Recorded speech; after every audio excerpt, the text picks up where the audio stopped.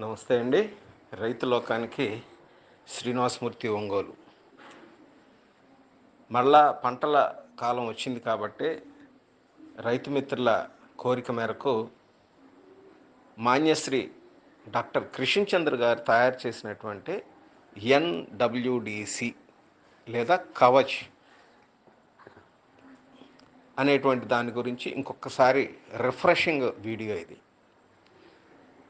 రైతుల కోరిక మేరకు మాన్యశ్రీ డాక్టర్ కృష్ణచంద్ర గారు రైతు లోకానికి ఇచ్చిన ఇంకొక ప్రసాదిని మనకి ఓడబ్ల్యూడిసి ఎన్హాన్స్డ్ తెలుసు.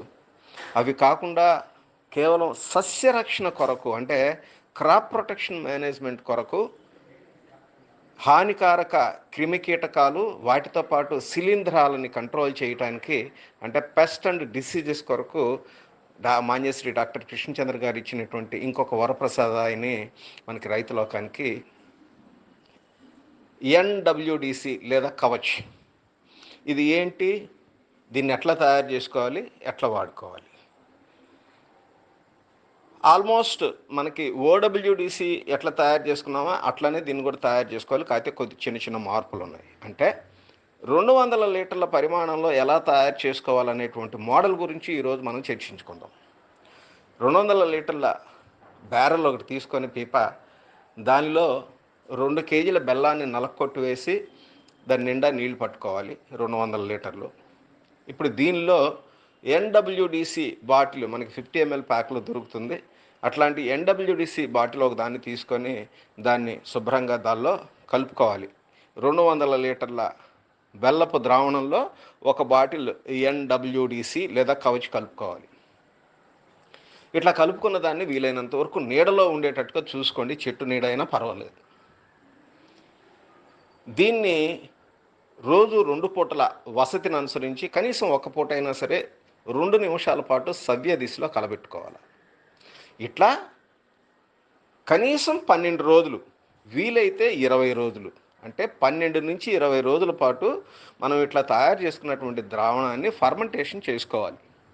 ఇట్లా చేసుకున్నప్పుడు ఈ ఎన్‌డబ్ల్యూడీసీలో మనకి సస్యరక్షణ కోసం ఉపయోగపడేటువంటి మైక్రోబ్స్ పుంఖానుపుంఖాలుగా మల్టిప్లికేషన్ జరుగుతుంది.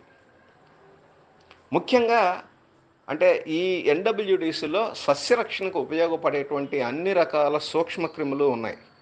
ముఖ్యంగా మాన్యశ్రీ కృష్ణచంద్ర గారు చెప్పేది బ్యాసిల్లస్ అజాటరిలియం అనేటువంటి ఒక కొత్త రకపు మైక్రోబ్ బ్యాక్టీరియా ఉంది. ఇది సస్యరక్షణకి చాలా బాగా ఉపయోగపడుతుంది.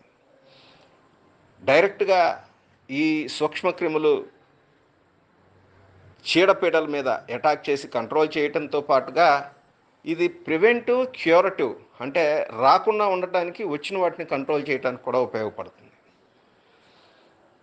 ఈ రకంగా మనం ఈ ద్రావణాన్ని 12 నుంచి 20 రోజుల పాటు ఫర్మెంటేషన్ చేసుకొని, ఇప్పుడు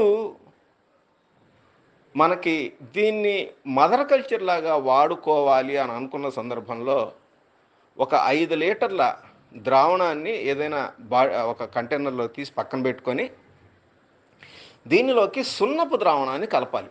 ఎట్లా? రాళ్ల సున్నం అని అంటాం మనం. ఇంతకుముందు మనకి గోడలకి వల్ల వేసుకునేటువంటి ఈ రాళ్ల నుంచి తయారు చేసినటువంటి సున్నం మంచి పవర్ఫుల్, నాణ్యంగా ఉంటుంది. ఇట్లాంటి సున్నాన్ని 10 లీటర్లు ద్రావణం తయారు చేసుకోవాలి. అంటే ప్రతి 100 లీటర్లకి 1 కేజీ చొప్పున 200 లీటర్లు తయారు చేసాం కాబట్టి 2 కేజీల సున్నపు పొడిని, రాళ్ల సున్నాన్ని నుంచి తీసుకున్న సున్నపు పొడిని 10 లీటర్ల ద్రావణంలో నీటిలో కలిపి మదర్ కల్చర్ 5 లీటర్లు తీసి పక్కన పెట్టుకున్న తర్వాత ఈ 10 లీటర్ల సున్నపు ద్రావణాన్ని 190 లీటర్ల పీపాలోని ఎన్‌డబ్ల్యూడీసీ 12 నుంచి 20 రోజులు తయారైనటువంటి ద్రావణంలో కలుపుకోవాలి.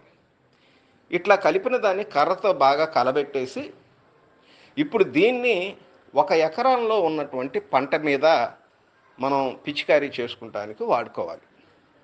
ఇట్లా వాడుకున్నప్పుడు చీడపీడలు రాకుండా ఉండటానికి ఉపయోగపడుతుంది. పీరియాడికల్గా దీన్ని వారం లేదా 10 రోజులకి వాడుకుంటూ ఉన్నప్పుడు, లేదా ఆల్రెడీ అప్పటికి ఏదైనా చీడపీడలు ఉంటే కనుక వాటిని కూడా కంట్రోల్ చేయడానికి ఉపయోగపడుతుంది. అంతేకాదు దీనిలో ఉన్నటువంటి మైక్రోబ్స్ మొక్కలో స్వతసిద్ధంగా రోగనిరోధక వ్యవస్థను కూడా పెంచుతాయి. సో ఇప్పుడు మనం పక్కన తీసి పెట్టుకున్నటువంటి ఆ మదర్ కల్చర్తో మళ్ళీ మనం ఇందాక చెప్పుకున్నట్లుగానే 200 లీటర్ల పీప, దానిలో 2 కేజీల బెల్లం, అదే నిండా నీళ్లు బట్టి 5 లీటర్ల మదర్ కల్చర్ని కలిపి మళ్ళా 12 నుంచి 20 రోజుల్లో సొల్యూషన్ తయారు చేసుకోవచ్చు. ఈ రకంగా చెడిపోకుండా ఉన్నటువంటి దాన్ని మదర్ కల్చర్గా వాడుకుంటూ ముందుకెళ్ళచ్చు. అయినా వసతి ఉన్నవారు ప్రతి 6 నెలలకి బాటిల్ మార్చుకొని కొత్త దాన్ని చేసుకోవటం అనేటువంటిది మంచిది. ఇట్లా చేసుకుంటూ ముందుకెళ్ళి వారి యొక్క పంటలలో, వివిధ రకాల పంటలలో ఉన్నటువంటి చీడపీడల్ని చాలా సమర్థవంతంగా ప్రకృతి సేంద్రియ వ్యవసాయం అనుసరించే వాళ్ళతో పాటుగా కెమికల్ వాళ్ళు కూడా చేసుకోవచ్చు. దీని మీద మీకు ఏదన్నా ఫర్దర్ క్లారిఫికేషన్స్ కావాల్సిన మీ అభిప్రాయాలను కూడా కామెంట్ రూపంలో తెలియవలసిందిగా కోరుకుంటూ, జై హింద్.